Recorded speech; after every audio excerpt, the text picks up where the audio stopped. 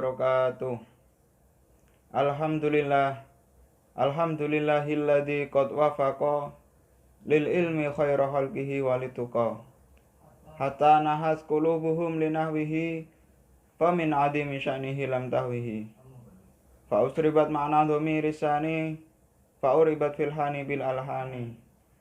Summa sholatu ma salamil laiki ala nabi as-sahil khalaiki. Muhammadi wal ali wal ashabi man atqanul qur'ana bil i'rabi. Wa qala Allah ta'ala fi kitabihil karim. A'udzu billahi minasyaitonir rajim. Bismillahirrahmanirrahim. Wa in kuntum fi raibim mimma nazzalna ala abdina fa'tu bi suratin min mislih wad'u syuhada'akum min dunillahi in kuntum shadiqin. Al-ayah sadaqallahul azim. Amma ba'd. Hadirin hadirat mustami'in mustami'at rahimakumullah. Berbicara langsung saja ya. Mungkin karena waktunya yang singkat. Toh ya temanya juga sudah sering disampaikan ya. Sebagai umat Islam sendiri seharusnya kita juga sudah paham mengenai keistimewaan Al-Qur'an itu sendiri. Cuman di sini saya ingin mengulangi, menegaskan gitu. Ya nanti semisal atau udah jelas ya mohon maaf. Jadi banyak sekali ayat-ayat Al-Qur'an yang menjelaskan keistimewaan itu sendiri.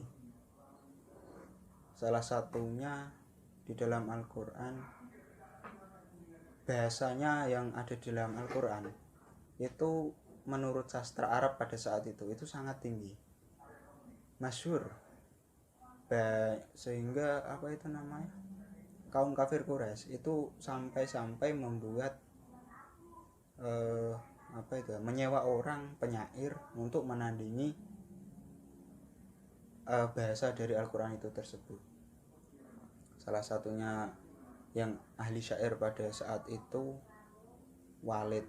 Nah, ketika Walid mintai pertolongan oleh kaum kafir Quraisy, Abu Jahal CS, beliau sendiri heran, saya itu tidak bisa menyanyi bahasa Al-Qur'an begitu. Karena beliau meyakini Al-Qur'an itu bahasanya bukan berasal dari bahasa manusia. Beliau mengatakan bahasa tersebut itu tidak berasal dari manusia gitu. Ma huwa bikalamil bashar, itu tidak perkataan manusia sekali. Sehingga ketika dimintai pertolongan oleh Abu Jahal CS, Walid sendiri bingung. Walid itu bapaknya Khalid ya, Khalid bin Walid, bapaknya Walid. Pada saat itu beliau Walid menjadi salah satu gembong ya, kalau bahasa mudanya, gembongnya kaum kafir Quraisy. Mengatakan seperti itu, mahwa bikalamil bashar. Jadi sastra di dalam Al-Qur'an, sastra Arab dalam Al-Qur'an itu sangat masyhur, sangat tinggi. Jadi benar-benar tidak ada yang bisa menyaingi. Kemudian setelah tadi kembali lagi ke ceritanya. Kemudian setelah memintai pertolongan kepada Walid tidak bisa, mereka bermusyawarah untuk mencari orang lain, yaitu penyair lain yang bernama Musailimah. Ketika Musailimah dimintai pertolongan, beliau menyanggupinya, tapi syair yang diciptakan oleh Musailimah itu tidak akan menandingi apa yang digunakan bahasa dalam Al-Qur'an.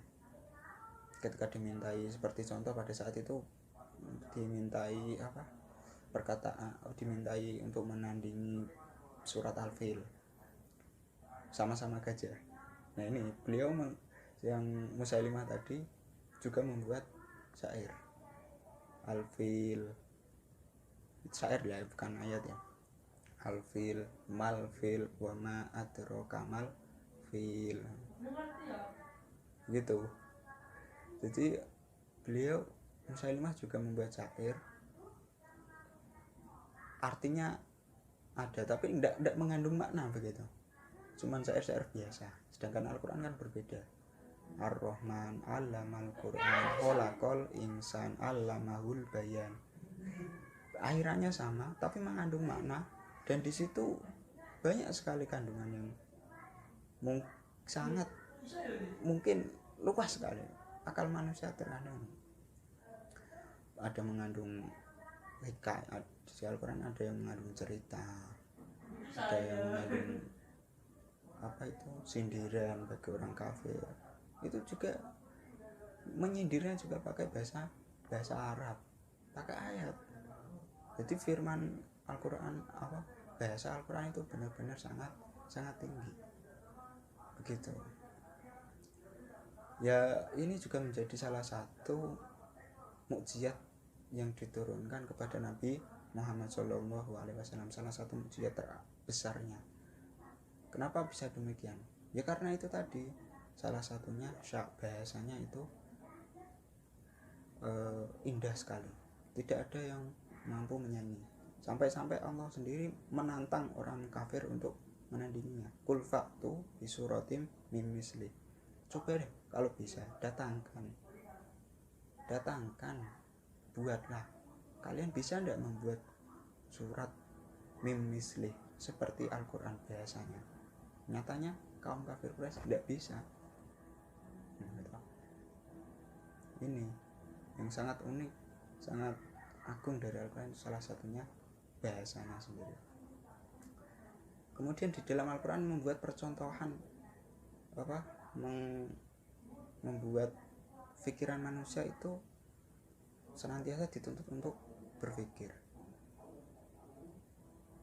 Misal pada saat itu Allah menurunkan ayat wa ma min dabbatin fil ardi wala ta'iri yatiru bijanahihi illa umamun amsa hukum intabatin. Jadi sederhana sekali Allah mencontohkan seorang dabah itu hewan melata ya. Misal nyamuk itu juga bisa masuk hewan melata. Contoh untuk mengimani Tuhan saja, mengimani Allah menyontohkannya hanya seekor nyamuk. Itu kan bukannya sangat luar biasa loh itu. Sederhana tapi luar biasa. Gimana itu maksudnya? Ya sederhananya maksudnya contoh sederhana akan tetapi mengandung makna yang luar biasa. Sempat waktu itu dikritik oleh kaum Quraisy. Loh, Tuhane Muhammad itu piye? Gawe contoh kok cuman nyamuk. Apa yang dicontoh? Mas. Begitu itu namanya? Sederhana. Jadi contoh saja seperti ini. Itu mungkin itu masuk ke kategori mukjizat ya. Mukjizat analogi untuk berpikir rasional ilmiah. Kita dituntut untuk Al-Quran itu senantiasa bertafakur. Ya kenapa kok contohnya itu kok nyamuk? Memang apa sih hebatnya nyamuk? Mungkin kaum kafir tadi seperti itu. Nah kalau diteliti lebih lanjut, nyamuk itu suatu hal yang luar biasa. Ciptaan Allah sekecil itu, Allah bisa mengaturnya, bisa menciptakannya. Kalau di dalamnya mungkin ya bukan lagi nyamuk itu kan badannya kecil, apalagi alat kelaminnya kecil. Itu di dalam itu ada juga urat nadi juga kecil. Juga ada kuman nyamuk juga ada kumannya itu sekecil apa, itu bisa terawat oleh Allah, bisa dirawat oleh Allah. Itu kan teguran buat kaum kafir Quraisy untuk lebih berpikir. Jadi itu tadi ya, keistimewaan Al-Quran, mukjizatnya itu tadi.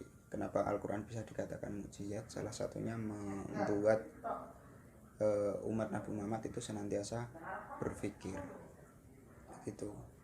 Kemudian bahasanya sangat indah, tidak bisa disaingi. Makanya di awal surat setelah itu dijelaskan bahwasanya Al-Quran itu akan memberi petunjuk hudan lil muttaqin. Hudan di situ bermakna sebelum, dahulu, maksudnya dahulu, sekarang, dan yang akan nanti. Jadi ila yaumil qiyamah itu walaupun sudah tidak ditunggu Nabi Muhammad, Al-Quran itu akan terjaga, senantiasa terjaga. Ini suatu hal yang sangat luar biasa bagi kita, teristimewa untuk umat Kanjeng Nabi Muhammad. Coba kita ambil contoh tarik ulur. Ketika semisal mukjizatnya tidak berupa Al-Quran, berupa pertunjukan seperti yang ada di zaman Nabi Musa, membelah lautan.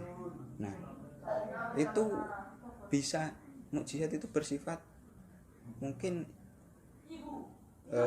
kurang kurang menyeluruh ya. Karena kenapa? Terbatas bersifat, hanya bisa disaksikan oleh orang yang pada zaman itu pun kalau orang itu hadir bersamanya. Kalau tidak, maka tidak akan bisa menyaksikan. Mungkin mereka akan berpikir, wah itu hanya dongeng, cerita semata. Nah, sedangkan kalau Al-Quran kan enggak. Selalu, walaupun Nabi Muhammad sudah intakola ila rofi'il a'la ya, kalau bahasa sopannya itu intakola ila rofi'il a'la, sudah tidak tunggu Nabi Muhammad, tetapi Al-Quran ini akan terjaga karena yang jaga langsung oleh Allah Subhanahu wa Ta'ala. Banyak, tidak mungkin itu, sangat tidak mungkin pemalsuan Al-Quran. Sering kita tahu, masyhur ya itu di dalam dunia pesantren, Qur'anu namin mu'jizatil Mustafa Muhammad ajaluha naf'an ala ummatihi musarmada. Nah begitu. Jadi Al-Quran itu terjaga sampai manfaatnya itu terjaga sampai selama-lamanya. Tuba liman yahfaduhu dunya wa ukhron abada. Tuba, bejo kemayangan kalau cara makna Jawanya itu. Beruntung sekali orang yang yahfadu, menghafal, menghafid. Hafid aslinya itu, hafid di sini itu tidak bermakna, tidak hanya bisa dimaknai dengan hafal semata ya, tapi juga memelihara. Mana hafid itu? Kalau sekedar hafal mungkin hamil lebih tepatnya. Tapi kalau hafid itu mahayu hafal juga mengerekso maksudnya memelihara ya, seperti itu. Senantiasa memelihara hafalannya, kemudian diamalkan, itu hafid. Tuba lima yahfadhu dunya wa ukhron abada. Wa kaifala idza yamutu jismuhu la yafsuda. Bagaimana tidak? Wong ya kalau orang hafid itu jismuhu la yafsuda, tidak akan rusak. Jadi ketika dikubur jasadnya masih utuh.